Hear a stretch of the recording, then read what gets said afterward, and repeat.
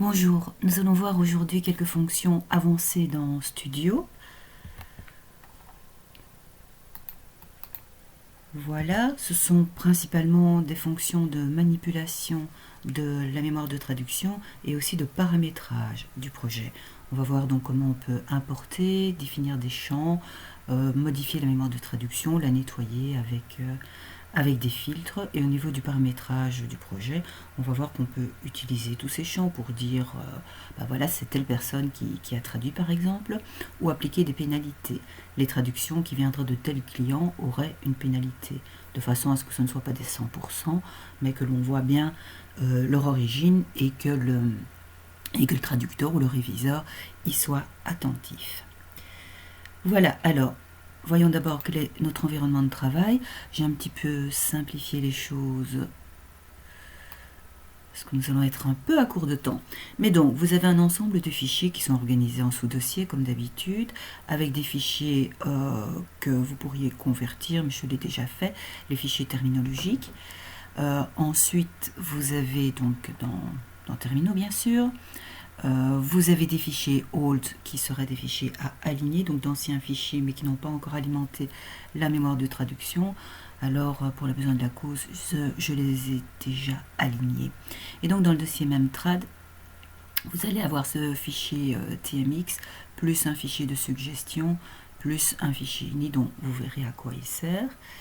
Et onglet source, ça, ce sont les fichiers à traduire. Ici, dans l'exercice, je n'ai repris que des fichiers XML, mais ce sera intéressant aussi de voir les petits problèmes qui peuvent se poser éventuellement avec d'autres formats de fichiers. On y reviendra plus tard. Et bien sûr, comme d'habitude, vous savez que c'est à vous à créer le dossier projet.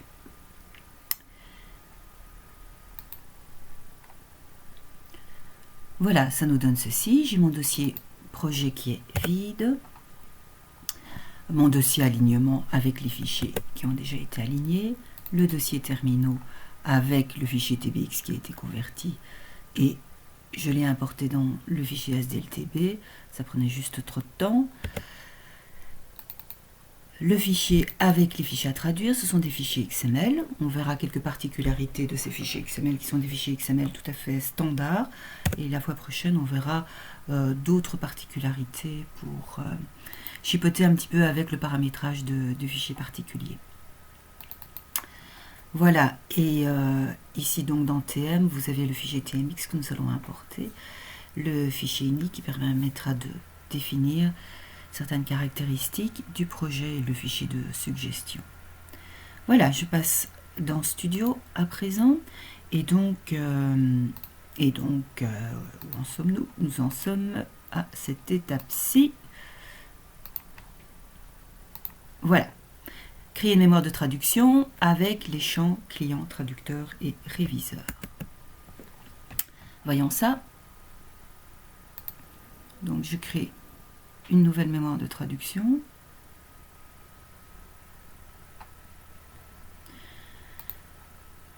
Je la place effectivement dans le dossier TM. Et comme il s'agit essentiellement de jeux vidéo, je vais l'appeler jeux vidéo anglais français. C'est bien anglais du Royaume-Uni. Next. Là, je vais pouvoir définir des valeurs. Donc, par exemple, je pourrais avoir le client qui sera de type texte.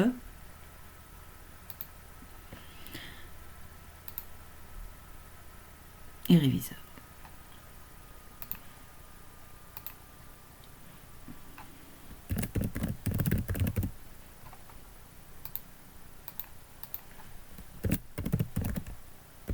Et réviseur qui sera aussi de type texte, mais je pourrais très bien avoir un champ statut qui serait en bonne logique une liste.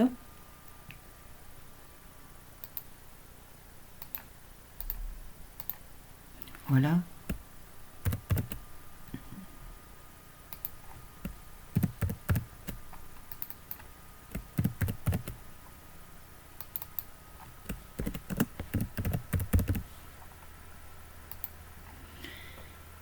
Comme ceci.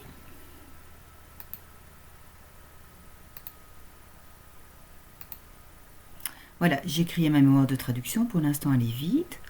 Je vais donc importer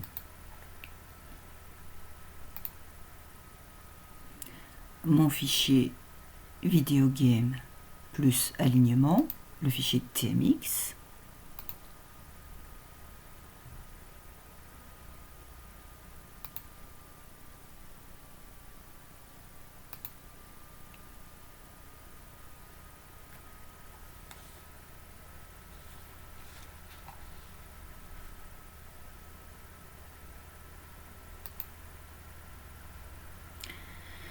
Voilà, alors pendant que ça charge, je vous montre brièvement ce que c'est un fichier TMX. Voilà, donc un fichier TMX, ça n'est rien d'autre que la mise à plat du contenu d'une mémoire de traduction.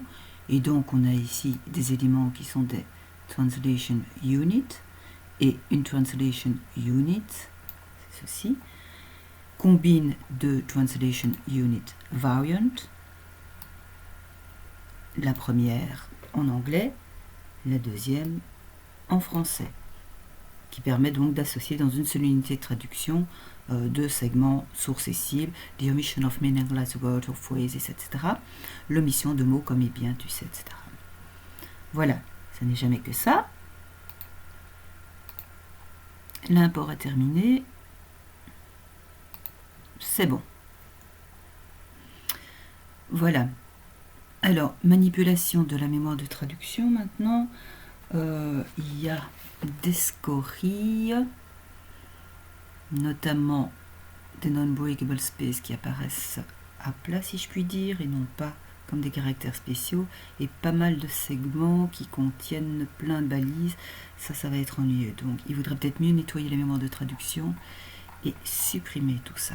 Alors, pour supprimer des segments qui correspondent à un certain critère, on doit créer un filtre. Donc, je vais me créer un filtre que je vais appeler tag et ajouter deux conditions. Le segment source contient un plus petit que, et pour être sûr, je vais dire que le segment source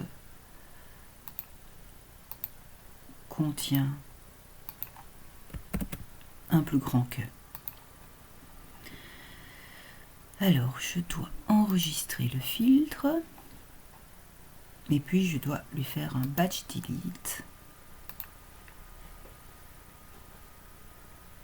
Et donc, il va supprimer les segments qui correspondent à ce filtre, donc qui ont une balise ouvrante et une balise fermante.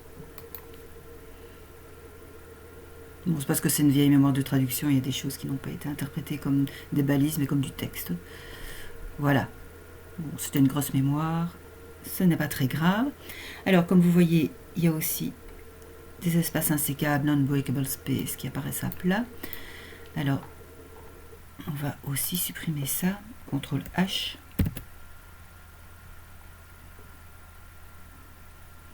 Et donc, je vais mettre espace et commercial NBSP point virgule, que je vais remplacer par... On va essayer de faire un espace insécable, c'est AL 0160.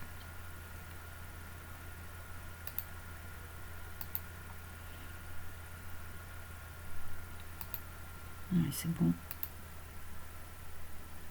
Voilà, alors quand on fait des changements comme ça, il faut ensuite valider ces changements.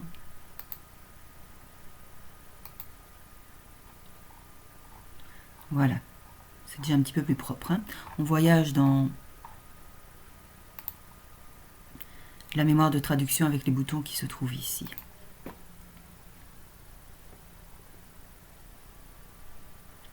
Voilà, nous avons donc créé notre mémoire de traduction.